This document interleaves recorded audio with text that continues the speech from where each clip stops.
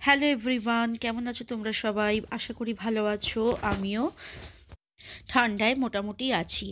আজ আমি ভিডিওর মাধ্যমে শেয়ার করব আমার ছোট ছেলে শিবায় যখন জেদ ধরে কিভাবে তার জেদটা ঘুরিয়ে দিই।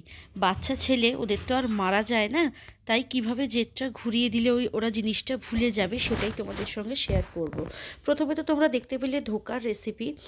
ধোকাটা আমি বানিয়ে রেখেছি রাত্রিবেলা খাবো বলে। আর বাইরে বেরিয়ে স্ট্রিট ফুড খাবো না সেটা তো হতেই পারে না। অ্যাকচুয়ালি কালকে বাড়িতে আমার দেওরেরা, তারপর আরও অনেকে ফ্যামিলি ফ্রেন্ড সবাই মোটামুটি আসবে। তো সেই জন্যই কিছু কেনাকাটি ছিল, তো বাইরে বেরিয়েছিলাম। আর এটা হলো বড়া পাও। আমি অবশ্য খাইনি কারণ আমার পেটটা ভার ছিল, আর বাড়িতে গিয়ে ধোকা দিয়ে রুটি খেতে হবে, সেটা খাবো না, হতেই পারে না, সেই কারণে বড়া পাওটা আর খাইনি। রাত্রি বাজে রাত্রিরে 2:20 নাগাদ আমি খাচ্ছি কফি। কারণটা তোমরা দেখতেই পাচ্ছ, এইসব কার্টুনগুলো খালি করেছি। কার্টুনগুলো খালি করে ভেতরে কী কী ছিল সেগুলো সমস্ত কিছু তোমাদের সঙ্গে শেয়ার করব।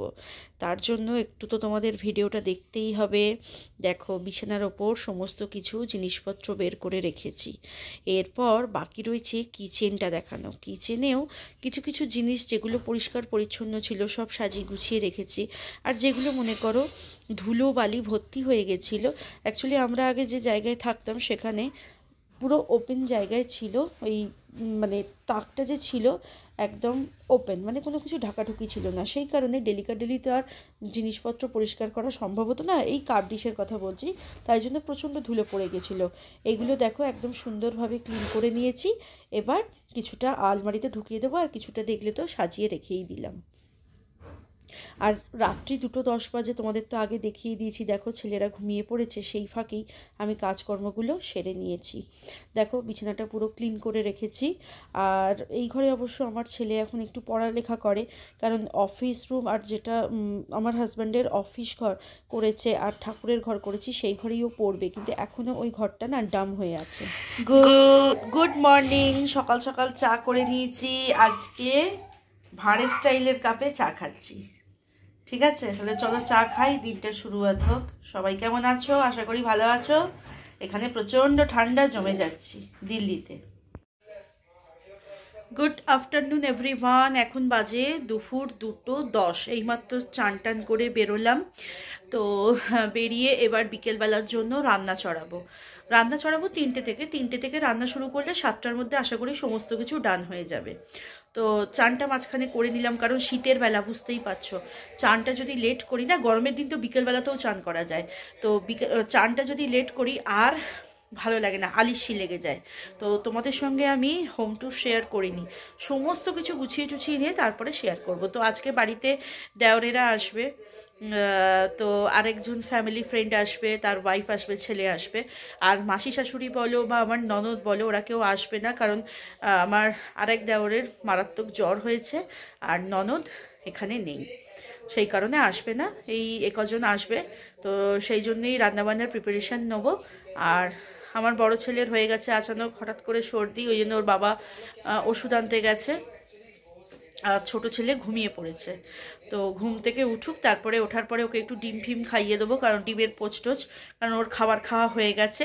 আর নাক চাবিটা খুলে রেখেছি, এই কারণে নাকটায় ভীষণ ব্যথা হয়েছে।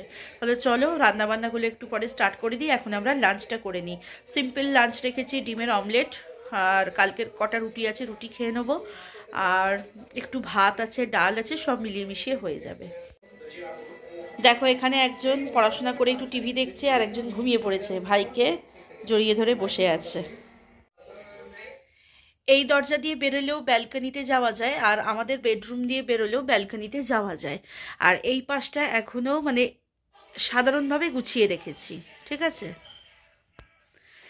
আর এই সাইডটা দেখো বিছানাগুলো পরিষ্কার করে রেখেছি, যাতে অন্তত কেউ শুতে পারে, এই আর কি।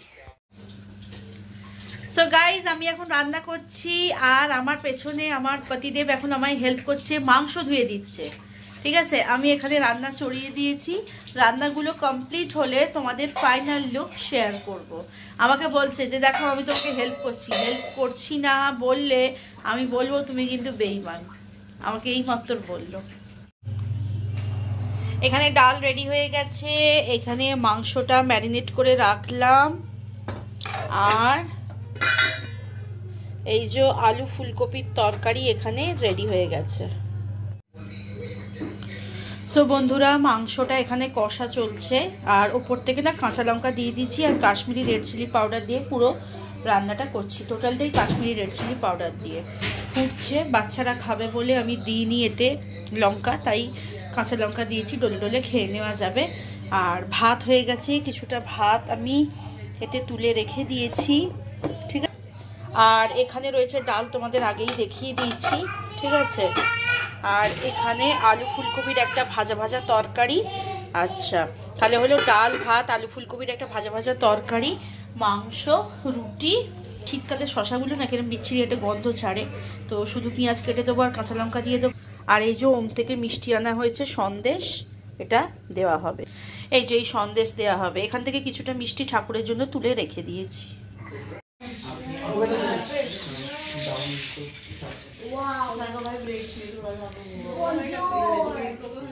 হ্যাঁ, অনেকটা রোগা হয়ে গেছে।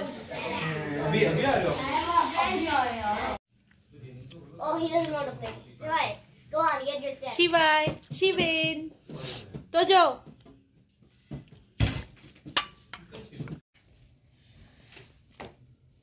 শিবাই এখন জেদ ধরেছে, দেখো জেদে পড়ে ও কি করছে, পায়ের জুতো টুতো খুলে ফেলছে, এবার এটা ছুঁড়ে ফেলে দেবে, ঠিক আছে। তো এই টাইমে আমি ওকে ঘুরিয়ে দেবো, তখন ওর জেদটা কিন্তু কম হলেও হয়ে যেতে পারে। তো যেই দেখলাম ও জেদ ধরেছে, তখন আমি কি করলাম, ওর ব্রেকফাস্ট হয়ে গেছে, তো আমাদের জন্য আজকে একটু ম্যাগি বানিয়েছিলাম, সেই ম্যাগিটাই একটু ওকে দিলাম। ও নিজে নিজে এবার খাচ্ছে, তো সুতরাং সেটাও ভুলে গেল। তো যখনই বাচ্চারা জেদ ধরবে, ওই জিনিসটা হাঁটিয়ে যদি কোনো খাবার জিনিস দিয়ে দাও, বা যে কাজটা করছে সেটা ভুলিয়ে যদি বাইরে নিয়ে চলে যাওয়া যেতে পারে, বাচ্চাদের জেদটা কিন্তু অনেকটাই কমে যাবে। বাচ্চারা দেখবেন নিজেদের কাজ মানে খেলাধুলা ছেড়ে বড়দের জিনিসপত্র নিয়ে খেলাধুলো করতে বেশি ভালোবাসে।